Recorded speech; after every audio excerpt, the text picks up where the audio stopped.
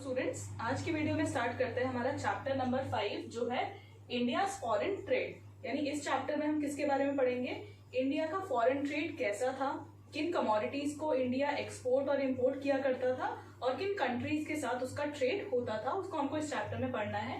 तो सबसे पहले डेफिनेशन से स्टार्ट करते हैं। What is meant by international trade? It means exports and imports of goods and services. Goods और सर्विसेज को एक्सपोर्ट करना यानी किसी दूसरी कंट्री को भेजना, और इंपोर्ट करना मतलब किसी और कंट्री से सामान मंगवाना। तो exports and imports of goods and services across different countries, दूसरी कंट्रीज के साथ सामान का exchange in terms of exports and imports is known as international trade. ठीक है, अब इंटरनेशनल ट्रेड क्यों किया जाता है, कोई भी कंट्री दूसरी कंट्री के साथ ट्रेड क्यों करती है, कि उसके कुछ बेनिफिट्स होते हैं, कुछ गेन मिलता है कंट्री को। उसके कुछ मेजर बेनिफिट्स यहाँ पे पढ़ेंगे हम। First benefit is that international trade facilitates international specialization।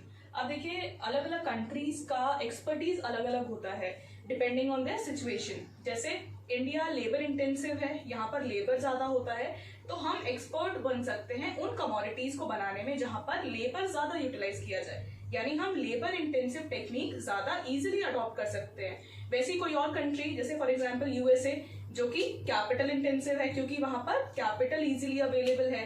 तो इंटरनेशनल ट्रेड के थ्रू हम क्या कर सकते हैं, जो हमारी स्पेशलाइजेशन है जैसे इंडिया की लेबर में और यूएसए की कैपिटल में, तो हम अपनी स्पेशलाइजेशन को इम्प्रूव कर सकते हैं और ट्रेड के थ्रू हम एक दूसरे का फायदा उठा सकते हैं। यानी लेबर से बना हुआ सामान यूएसए इंडिया से इंपोर्ट कर सकता है और कैपिटल इंटेंसिव सामान इंडिया क्या कर सकता है, यूएसए से इंपोर्ट कर सकता है। तो अपने अपने एरियाज में एक्सपर्ट बनकर इंटरनेशनल ट्रेड के थ्रू हम एक दूसरे को फायदा करवा सकते हैं।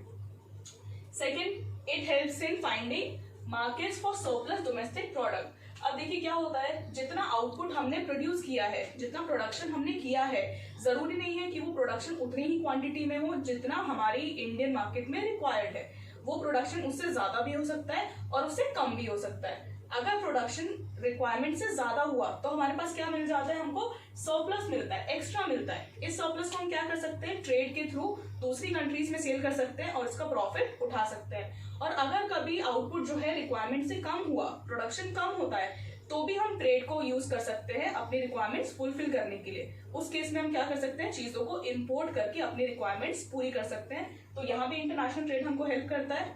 Then third point, it facilitates imports of essential goods and services. Essential goods and services कौन सी होती हैं, ऐसे सामान, ऐसी गुड्स एंड सर्विसेज जो कि हम अपनी कंट्री में मे बी नहीं बना सकते। जैसे हमने लास्ट चैप्टर में भी देखा था, फॉर एग्जाम्पल क्रूड ऑयल है, पेट्रोलियम प्रोडक्ट्स है, इंडिया वो सब प्रोड्यूस नहीं कर सकता, तो हमको क्या करना है, उसको इंपोर्ट करने की जरूरत पड़ती है। और इंपोर्ट करने के लिए क्या करना पड़ेगा, हमको ट्रेड करना पड़ेगा दूसरी कंट्री के साथ। फिर आता है fourth point, it helps in earning foreign exchange. Foreign exchange कमाने में इंटरनेशनल ट्रेड हेल्प करता है। और फॉरेन एक्सचेंज क्या होता है, हमने देखा था फॉरेन करेंसीज। अगर हम किसी दूसरी कंट्री के साथ ट्रेड करते हैं तो वो पे करते हैं हमको in terms of their currency. तो foreign currency like dollars, euros, pound, ये सब अर्न करने में हमको इंटरनेशनल ट्रेड हेल्प करता है। और क्यों चाहिए होता है ये सब कुछ, हमको क्यों चाहिए, ताकि हम अपने इंपोर्ट बिल्स को पे कर सकें। Then fifth point, it promotes quality of life of people. लोगों की लाइफ इंप्रूव करने में हेल्प करता है, स्पेशली किसकी, जो दो कंट्रीज आपस में ट्रेड कर रही हैं, वहां के लोगों की लाइफ इंप्रूव होती है। क्यों, क्योंकि अब उनको variety of goods and services मिलते हैं। पहले लिमिटेड सामान मिलता था, सिर्फ जो उनकी कंट्री में प्रोड्यूस हो रहा है, लेकिन अगर दो कंट्री ट्रेड करती हैं तो पहले जो उस कंट्री में नहीं मिलता था अब वो इंपोर्ट कर सकती है। तो इससे लोगों की लाइफ भी इंप्रूव होती है क्योंकि अब उनके पास बहुत सारे ऑप्शंस अवेलेबल हैं। And last point, it serves as the engine of growth. International trade हमारी कंट्री के ग्रोथ को इंप्रूव करने में बहुत ज्यादा हेल्प करता है, इसलिए इसको इंजन ऑफ ग्रोथ भी कहा जाता है। जैसे इंजन क्या करता है, पूरी ट्रेन को खींचता है अपनी पावर से, वैसे ही इंटरनेशनल ट्रेड कैपेसिटी रखता है, कैपेबिलिटी रखता है पूरी इकोनॉमी को तेजी से ग्रो करवाने की, इसलिए इसको कहा जाता है engine of growth. Next topic है India foreign trade after independence, यानी इंडिपेंडेंस के बाद फॉरेन ट्रेड में क्या क्या चेंजेस आए। तो जब भी हम फॉरेन ट्रेड की बात करते हैं तो हमको उसके तीन कंपोनेंट्स पढ़ने हैं। पहला volume of trade, second composition of trade and third direction of trade. तो तीनों को हम अलग से पढ़ेंगे। स्टार्ट कर रहे हैं first volume of foreign trade. Volume of trade का क्या मतलब है कि जो हम ट्रेड कर रहे हैं रेस्ट ऑफ द वर्ल्ड के साथ उसका वैल्यू कितनी है, यानी रुपीज में या डॉलर में कितने अमाउंट का ट्रेड हम रेस्ट ऑफ द वर्ल्ड के साथ कर रहे हैं, यानी कितना एक्सपोर्ट किया जा रहा है रुपीज में या डॉलर में और कितना इंपोर्ट किया जा रहा है, वो कहा जाता है वॉल्यूम ऑफ ट्रेड। कितना ट्रेड है इन टर्म्स ऑफ मनी। इसकी डेफिनेशन एक बार देखते हैं। It refers to the quantum और value of exports and imports of a country. एक कंट्री की एक्सपोर्ट और इंपोर्ट की वैल्यू वो कहलाता है उस ट्रेड का, उसके फॉरेन ट्रेड का वॉल्यूम। ठीक है, तो अब इसमें क्या क्या फीचर्स हमको देखने मिले, वॉल्यूम ऑफ फॉरेन ट्रेड में क्या क्या चेंजेस आए। तो सबसे पहले हम स्टार्ट करते हैं ब्रिटिश रूल में। ब्रिटिश एरा में क्या होता था, ब्रिटिश एरा में आपको याद होगा कि हमारी हैंडीक्राफ्ट इंडस्ट्री, जो इंडियन हैंडीक्राफ्ट बहुत ज्यादा स्ट्रॉन्ग थे, उसको डैमेज किया गया था, डिके कर दिया गया था, जिसकी वजह से हमारा ट्रेड सिर्फ कैसा रह गया था, मॉडरेट यानी एवरेज। बहुत ज्यादा हम कुछ भी अच्छा एक्सपोर्ट नहीं कर पा रहे हैं क्योंकि जो हमारी स्ट्रेंथ थी हैंडीक्राफ्ट उसको डैमेज कर दिया गया था पर्पसली। लेकिन इसके बावजूद ये एक्सपीरियंस किया गया कि हमारी कंट्री का बैलेंस ऑफ ट्रेड किसको बोलते हैं, it refers to the difference between exports and imports, यानी एक्सपोर्ट्स इसको अगर एक्स से डिनोट करें और इंपोर्ट्स इसका डिफरेंस कहलाता है बैलेंस ऑफ ट्रेड। तो एक्सपोर्ट और इंपोर्ट का डिफरेंस अभी भी कैसा था, सरप्लस यानी एक्सपोर्ट्स ज्यादा है कंपेयर टू इंपोर्ट्स। इसका लॉजिक देखिए कि हम ट्रेड नहीं कर रहे रेस्ट ऑफ द वर्ल्ड के साथ, लेकिन तब भी ब्रिटिश एरा में, ब्रिटिश रूल के टाइम पर हम ज्यादा चीजें एक्सपोर्ट कर रहे हैं। क्यों हो रहा था ये, क्योंकि आपको याद होगा इंडिया को क्या चेंज कर दिया था, क्या बना दिया गया था, एक्सपोर्टर ऑफ रॉ मटेरियल। बहुत ज्यादा रॉ मटेरियल, बल्क में रॉ मटेरियल एक्सपोर्ट किया जाता था और फिनिश प्रोडक्ट्स इंडिया में लाए जाते थे। तो इतना ज्यादा रॉ मटेरियल एक्सपोर्ट होता था कि हमारा बैलेंस ऑफ ट्रेड क्या था, सरप्लस। इसका मतलब एक्सपोर्ट्स वर ग्रेटर देन इंपोर्ट्स। ये तो था ब्रिटिश रूल के टाइम पे। अब बात करते हैं इंडिपेंडेंस के बाद क्या क्या चेंजेस हमने देखे फॉरेन ट्रेड में।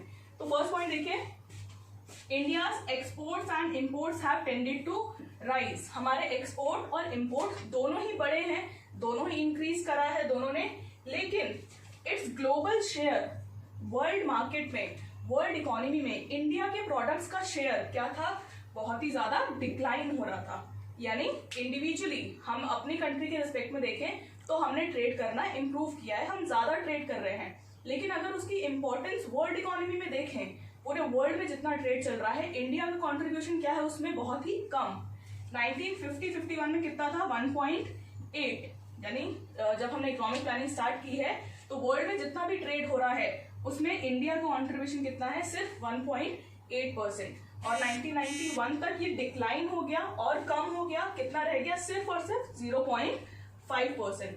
तो हमारा ग्लोबल शेयर, इंडियन इकोनॉमी का ग्लोबल शेयर ट्रेड के टर्म्स में डिक्लाइन हुआ फ्रॉम 1.8% टू 0.5%।